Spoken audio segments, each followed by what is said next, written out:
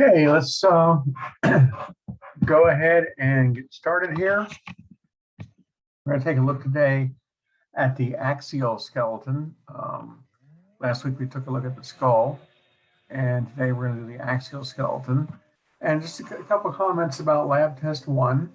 For whatever reason, when that test was set up, the lockdown browser did not engage the way it was supposed to. And a number of people were able to take their first test through no fault of their own without the lockdown browser in place. However, I have reset all the exams up until the point where the lockdown browser was finally activated, because I don't want to give any appearance for anybody that somebody had an advantage because they could, without the lockdown browser, they could look stuff up. So not that anybody would, but I have, so to avoid any appearance of any kind of improper activity, I've just gone ahead and reset the exams. If you took your exam without the lockdown browser, your exam got reset. If you got a lower grade than you would like, you get a second chance to try and get a better grade. I've also extended the time until the 21st of September, so you have more time to take that exam too. Again, I don't know why it didn't engage like it was supposed to. It didn't become active until I caught it on the 13th. So if you took your exam before the 13th, your exam was erased. So, but you get, again, you get a second chance to do better. So if anybody has any questions about that, please ask away, or shoot me an email or whatever, however you feel about it.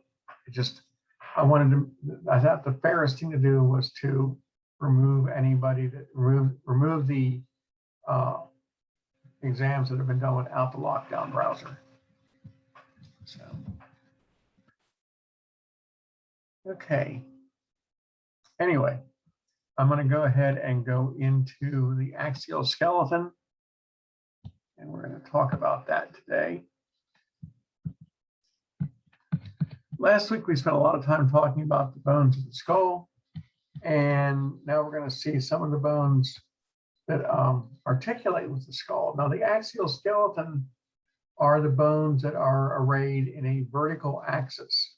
So that includes all the bones of the ribs, the sternum, and the vertebrae themselves, the spinal column.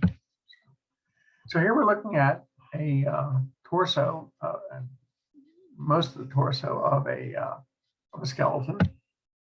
And we can see the sternum right here in the front. The sternum is this large bone, often called the breastbone, for example.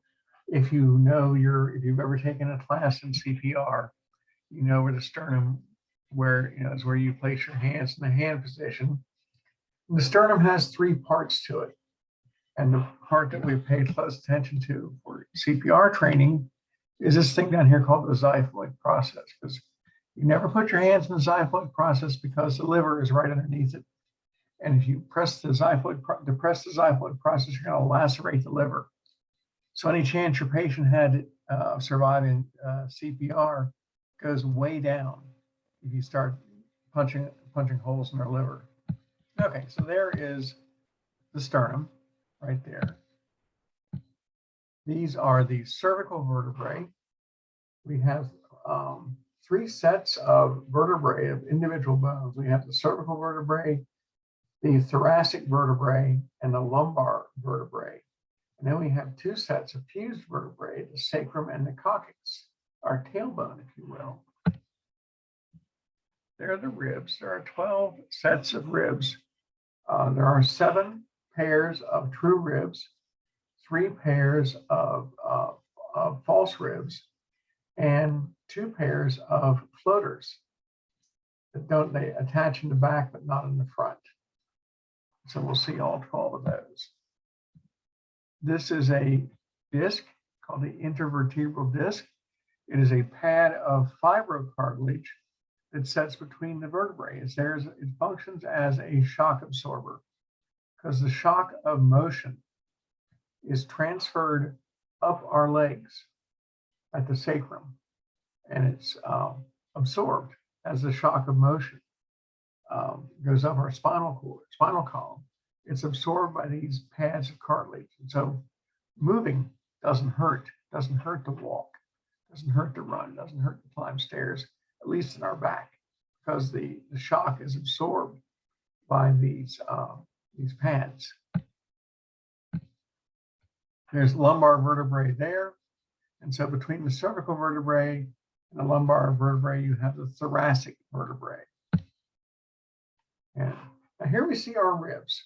The ribs articulate. Remember, articulate means that they come together on. They articulate in the back against the vertebrae. There are 12 thoracic vertebrae, and there are 12 ribs. The true ribs articulate in the back on the thoracic vertebrae. They articulate in the front on the sternum. Now they're attached directly to the sternum with hyaline cartilage. You can see there's white bands there in front of the ribs are highlighted in red, and the white bands are the hyaline cartilage. So you have the true ribs. The 7 pairs of true ribs are going to attach directly to the sternum. Ribs 8, 9, and 10 are false ribs. They attach indirectly. 8, 9, and 10 attach to the hyaline cartilage from rib number 7. And then that rib number 7's cartilage attaches to the sternum. 11 and 12 don't attach at all in the front. 11 and 12 are these floating ribs down here that you see that only attach to the vertebrae, but not to the sternum itself. They're the floaters. We see here in our illustration, here are the 7 true ribs, 1, 2, 3, 4, 5, 6, and 7. And down here are 8, 9, and 10, the false ribs that attach to the cartilage that holds number 7 in place. And then below that, you just barely see the floaters, 11 and 12. But what we're looking at here is the sternum. The sternum has 3 parts to it. It has what's known as the manubrium. That's the top part of the sternum. The middle part is called the body. If in an anatomy, many times if there is no other common name for a structure, it's often called the body. There's the body of the sternum, and there is the xiphoid process, the tip, the pointy end of the sternum. Now at the top of the manubrium, there is several notches that we see present. At the very top of the manubrium, we have the jugular notch.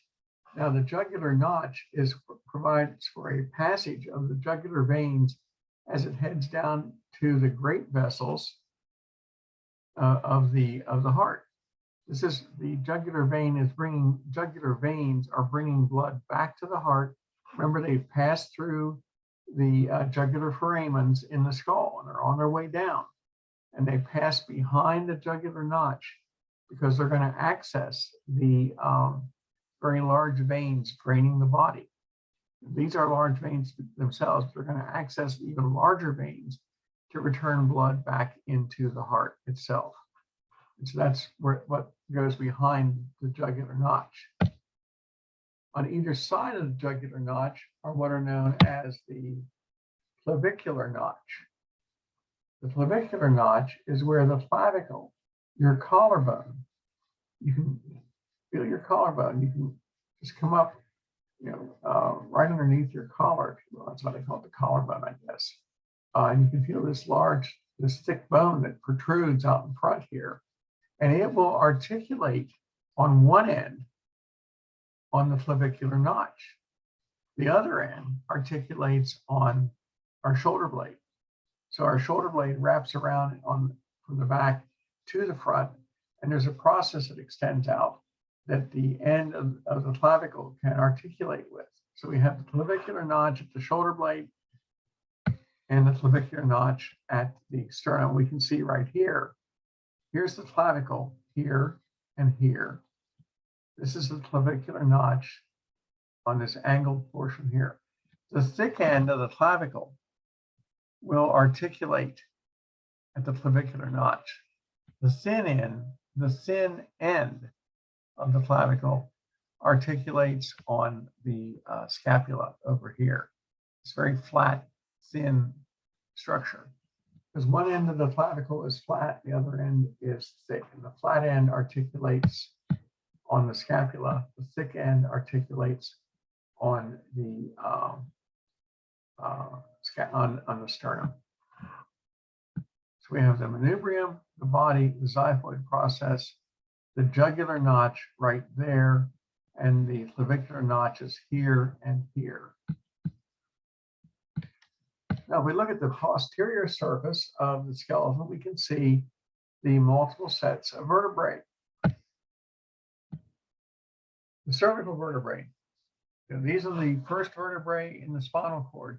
Cervical vertebrae number 1 and number 2 are the most important ones here. Number 1 is called the atlas, and the skull sits on top of the atlas. Underneath that one is cervical vertebrae number 2. And these are the only times where I ask you to know which one is which on any of the vertebrae. Cervical vertebrae number 2 is called the axis because it has a process that sticks up through the foramen in C1 that allows the head to rotate around the top of the vertebral column. There are the cervical vertebrae. There are all 12 thoracic vertebrae. There's somewhere in the neighborhood of 3 to 5 lumbar vertebrae. The spinal cord extends down to about the level of lumbar 2, maybe lumbar 3, but not all the way down. The spinal cord doesn't go all the way down. It only goes down to about lumbar 2. Below that, we have a structure that consisting of 5 fused vertebrae called the sacrum. That's the sacrum right there. And below the sacrum, we have what's called the coccyx, which are 3 more fused vertebrae. We often refer to the coccyx as the tailbone. Tailbone is frequently broken during childbirth. When the mother is bearing down to help push the baby through the birth canal. She's having her uterine contractions, but she wants to push that baby through the birth canal. So she's pushing hard and exerting a lot of force. And it's not unusual for the coccyx to fracture. It's also not a big deal because if the coccyx fractures, it will then heal up in about 6 weeks. You don't have to really do anything. It can't immobilize it because it's already immobilized from all the muscles around it. Those are the muscles that caused it to crack in the first place when the mother was exerting pressure. So not unusual for a coccyx to get fractured during delivery. Now there's the sacrum, 5 fused vertebrae right there. Still have openings in it for the passage of nerves going into and out of the spinal cord. And then down here in white is the coccyx or tailbone. It's fused but has no openings in there. And it's just sort of out there at the end of the spinal column. And so it does fracture occasionally. There's the coccyx right there. And this is a better illustration of the sacrum because you get to see all the openings in here for the passage of spinal nerves. We call those the intervertebral foramen, the openings for the nerves to go into and out of the sacrum to get go up to meet the spinal cord. So here's our spinal column right here. The cervical vertebrae, the 12 thoracic vertebrae, the 5 or so lumbar, and then the 5 fused, and then the 3 fused. You can see that the coccyx has been left off. Even on the models, the coccyx fractures and snaps off very easily. It doesn't snap off in humans. It fractures during childbirth. It fractures during a fall. Person falls and lands in their tailbone. It's not unusual to have it fracture. Not a big deal when it does, but it does happen. Cervical vertebrae, thoracic vertebrae, lumbar vertebrae, and then the sacrum is here and the coccyx is below that. So there's the sacrum. So what we're looking at here is the thoracic vertebrae.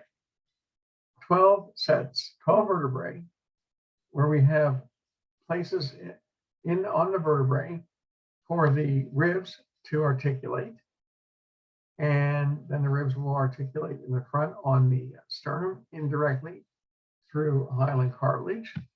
We see that the ribs, the first 7 pairs are the true ribs, and the last 5 pairs are false ribs and floating ribs, but they all attach in the back to the vertebrae. Thoracic vertebrae, they all pretty much look the same. You can't look at a thoracic vertebrae and really tell what number it is, because they all look the same.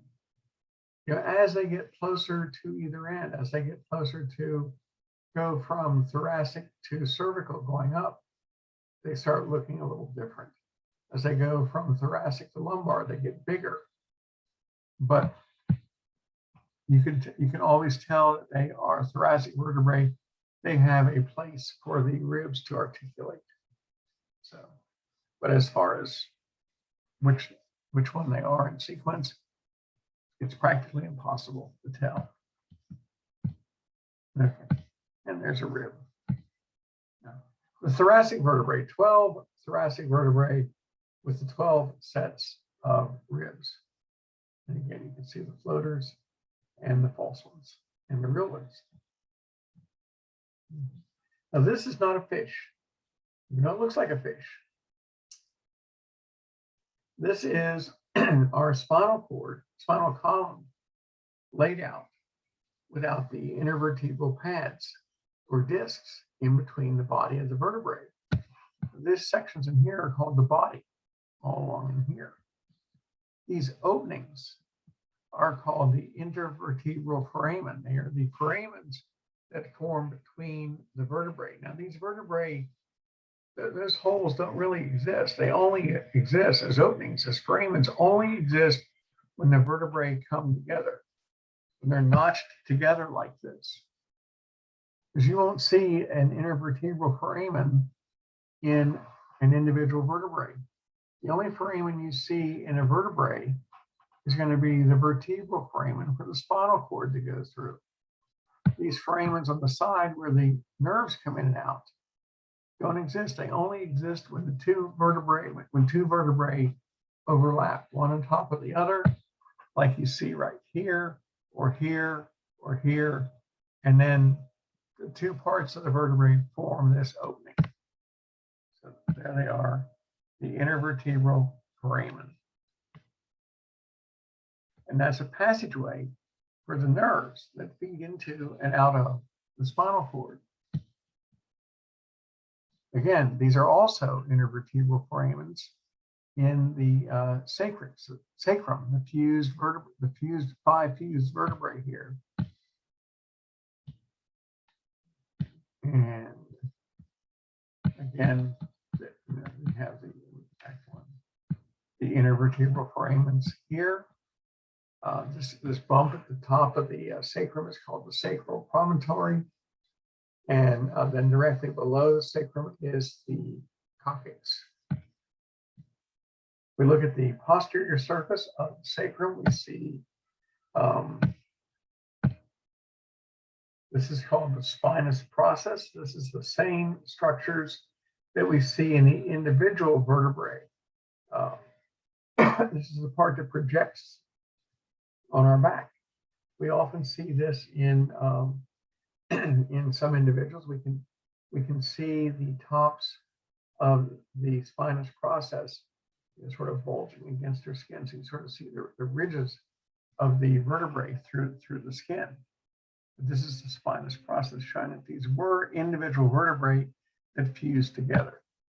Now, this is a model of some lumbar vertebrae. Shows you all the parts that we have to pay attention to.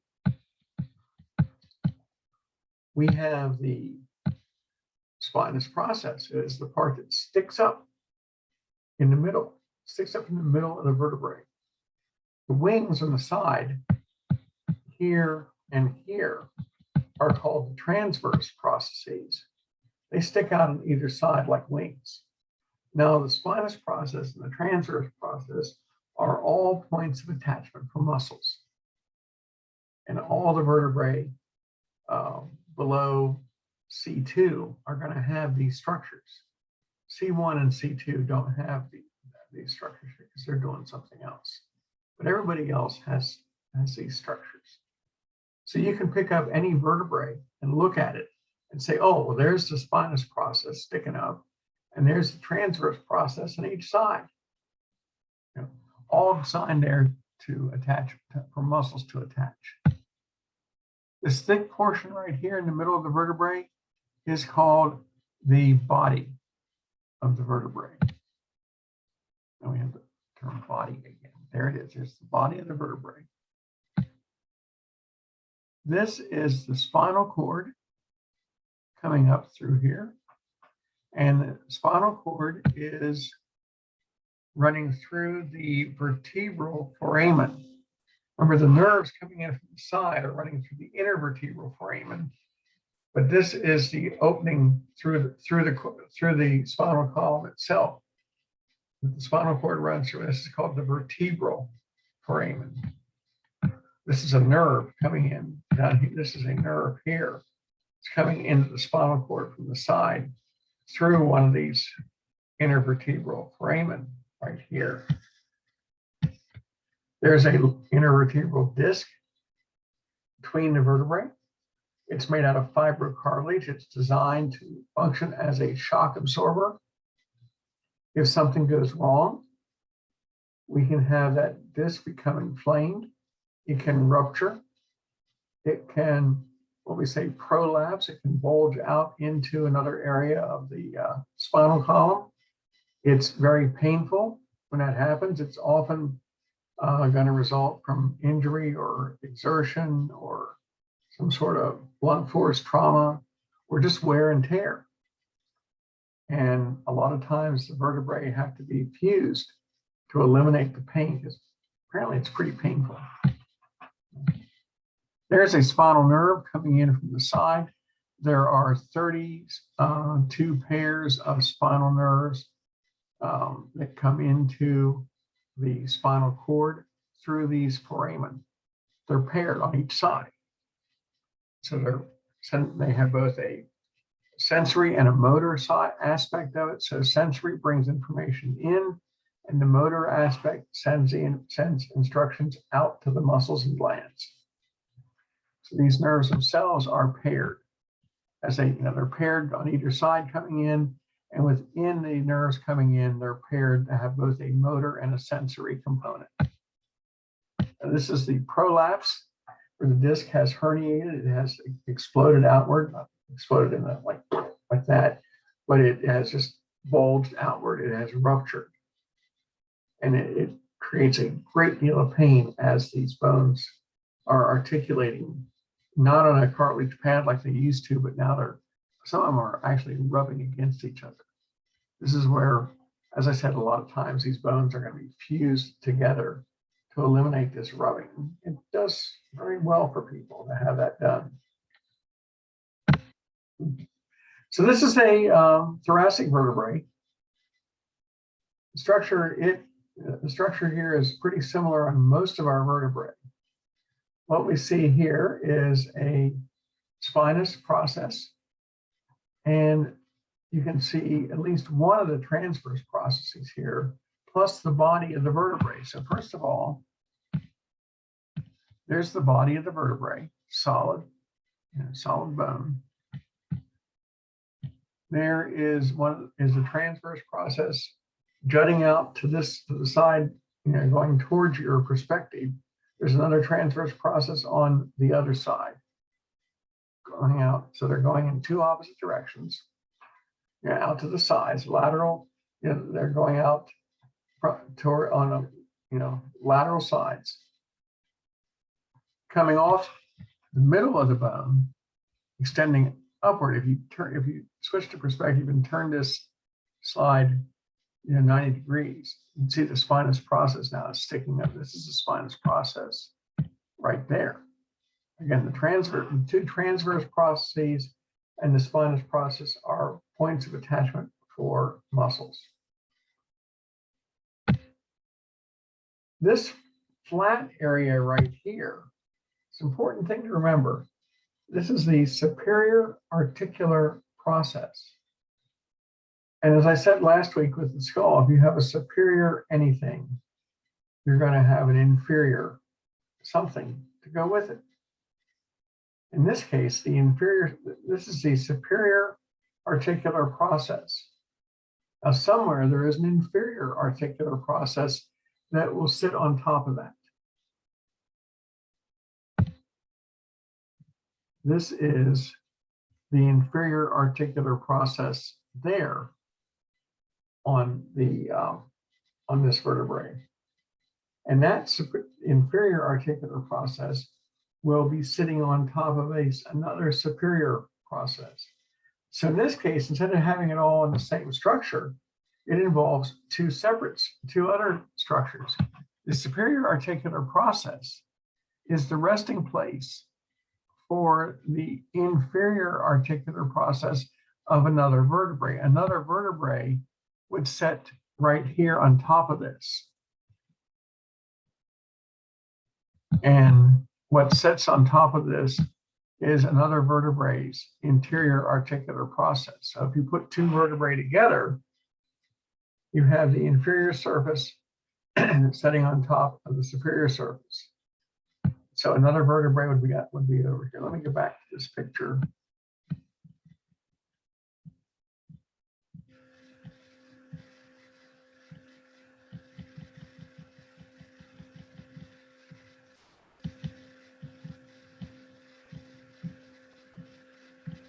Here we go. Here are vertebrae. Now, if we're looking at this vertebrae, the superior articular surface is on this vertebrae is right where I have my arrow. Well, actually, this is even better. This is the superior articular surface, this flat area pointing up.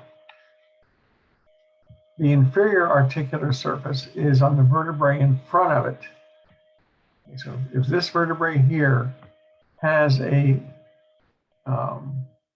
superior surface facing upward, the vertebrae in front of it has an inferior surface facing downward, and they sit on top of each other, and the two of them form this foramen right here. Superior surface is the resting place for the inferior surface of the vertebrae in front of it. And this vertebrae has an inferior surface back here to sit on top of the vertebrae behind it. Here's another one. This is a good example. Here is the superior surface of this vertebrae, and there's the inferior surface of the one in front of it sitting on top of that. Here is that same vertebrae's inferior surface nesting on top of the superior surface behind it. So they nest one on top of another, superior on top of inferior. And when they come together, they form the foramens, the intervertebral foramens.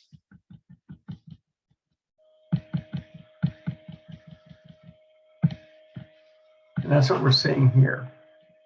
This is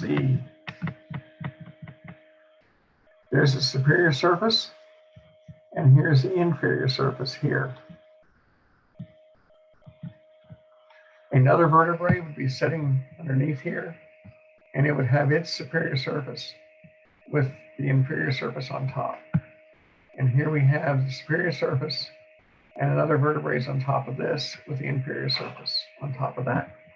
So they come together, and these cavities here, these notches, actually, when they come together, and the way they nest together gives you the intervertebral foramen. And there is also something you only see on the thoracic vertebrae, and that is the facet for the ribs. That's the only thing you see.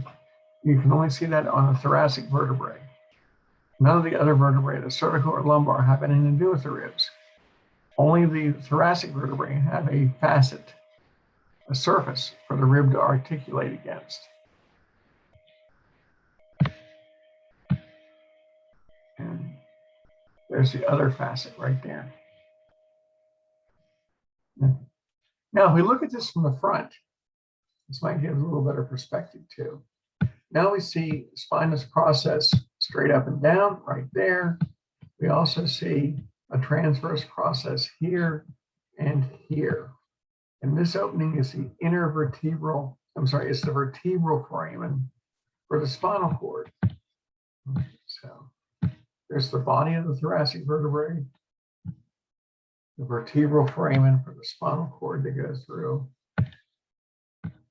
spinous process, transverse process. There's the superior articular process that the vertebrae in front of this would have the inferior process sitting on top of these two areas here. And when they do that, the notches that they contain form the intervertebral foramen. The lamina and pedicle. Okay, so it's hard to visualize this, I think, without actually having them in hand, but the way they nest on one another forms these intervertebral foramens. There aren't real holes or openings until the vertebrae nest together. So let's take a look now at cervical vertebrae 1 and 2.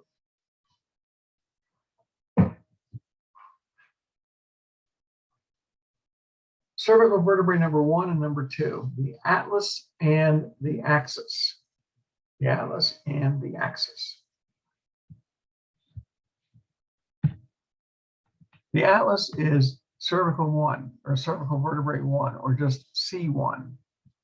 The atlas has two fossa embedded on its surface to receive the occipital condyles, which are in the occipital bone on the bottom of the skull. There's two condyles. Remember, a condyle goes up and down. Those two condyles will fit in the receptacles of the fossa of the atlas. So the atlas is holding up the skull. The axis, C2, cervical vertebrae number 2, or cervical 2, or just plain old C2, or just plain old atlas, an axis. The axis has a structure called the dens. It's a vertical process that allows the skull to rotate around, functions as an axle, if you will.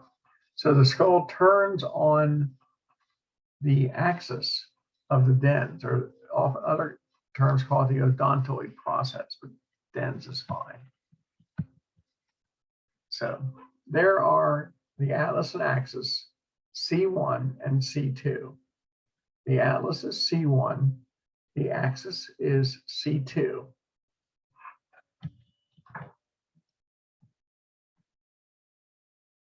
You can see there is the atlas, and you can see C2 underneath it. C2 has this dens, this process that sticks up, and you can see it sticking up into the middle of C1. And here is the axis. You can see the process, the odontoid process in red, sticking up. That creates the axle for the head to turn in either direction of the axis. It lets the head pivot left and right around that axis. The skull sits on top of the atlas. The skull sits on top of C1, the atlas. C2 is underneath atlas. C2 is underneath atlas. It is the axis, and that's what allows our head to turn. So we hold the head up with C1, we turn our head using C2. And there is the atlas, C1. Note these large flat areas here. That's where the occipital condyles will sit, will rest. So the atlas is holding up the skull. We have, since we had to have a place for nerves to go, so we have a transverse foramen in here. It's one of the few places where we have a transverse foramen. And these flat areas here, these fossa, are where the occipital condyles are going to sit and support the support the skull. Here is C2. This is the dens right here, and C2 is directly underneath C1. The dens is this process that sticks up. It functions as an axle and allows the skull to turn. Well, it sits on top of the atlas and it can turn left and right thanks to rotating around this particular structure. There's the dens or the odontoid process. Another example here of the dens sticking up. Again, this is C2. It is number 2 cervical vertebrae. Okay, and that is the axial skeleton. So a little bit shorter lab today. I went long last week, so I'll be a little shorter this week. You've got other things to think about too. So as far as lab goes, so we are way out there before we ever get to the lab test on this, but you should be looking at these bones a little bit every night. The best way to prepare for this test is to learn these bones just a few a night, every night for the next several weeks, because you're never going to be able to sit down and go through the, if you were to sit down and try to learn all the bones of the skull at one time, it'd be very, very confusing. It'd be very confusing to try and retain all this. It's too much material to retain in one sitting. You have to go through and learn it a little bit at a time and keep repeating it. Repetition is key. The way to learn this is to learn it repetitively. Maybe make flashcards.